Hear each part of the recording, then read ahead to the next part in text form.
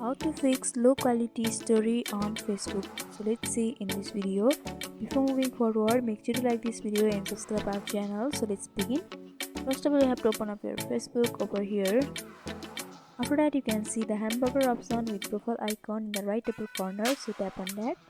After that, you have to tap on the gear option which is in the right hand side.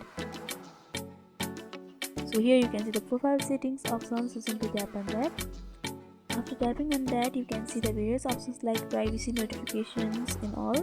You have to scroll down below until you get media and contacts. So you have to tap on media and contacts option. After that, you'll be able to see the video quality over here where there will be optimized in the data saver option. So you have to select the optimize option, and from there you'll be able to upload a high quality story on Facebook. If you are unable to find those options in your Facebook, then you have to simply go to your Google Play Store, and there you have to tap in the search bar and search for Facebook.